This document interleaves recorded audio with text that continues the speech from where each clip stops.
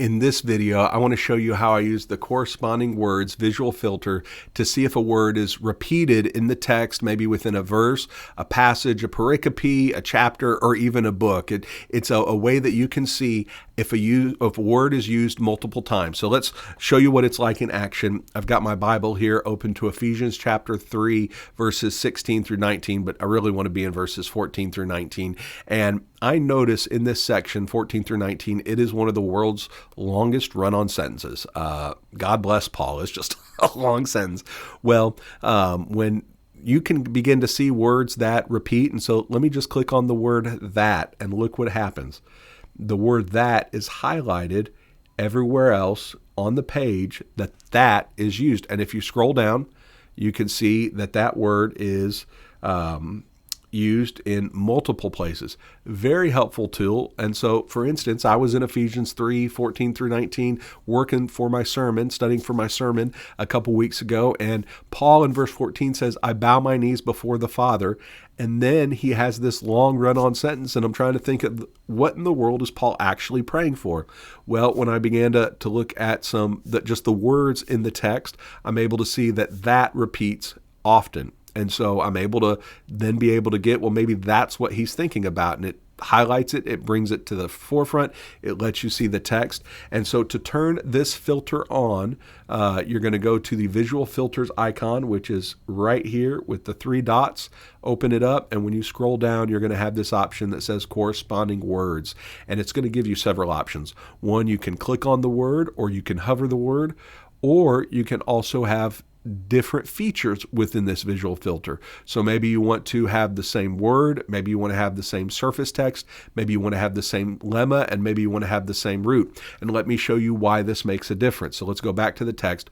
In verse 16, when I click on the word that, we get 1, 2, 3, 4, 5, 6 uses of the word that.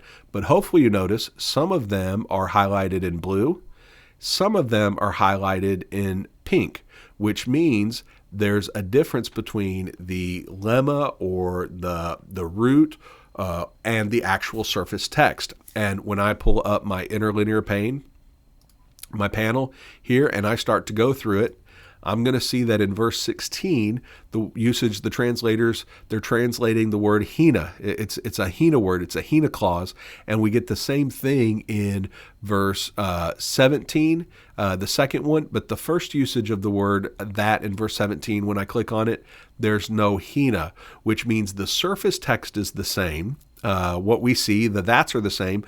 But in the Greek text, that's actually not there, the word that. That helps me understand because I'm able to look at this text when I click on a word and able to see that the that's are different. 3 of them are in the blue, 3 are in the pink, which means that 3 of them have the hina word, or 3 of them are hina.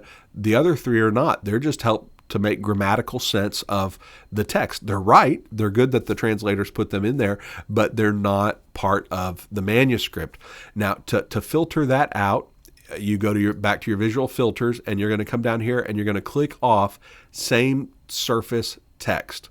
And when I did that, look at what happens. If I click the word that, now it's just looking for the lemmas and the roots. It's not looking for the same words. It's not looking for the surface or the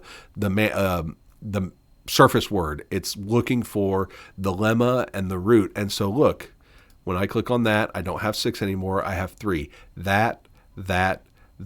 And it is just an absolute fantastic tool that lets you quickly see what words are repeated, not repeated, so that when you study the Word of God, hopefully Logos, the power of it, will help bring things from the text that you've never seen before. So I hope this visual filter of corresponding words helps.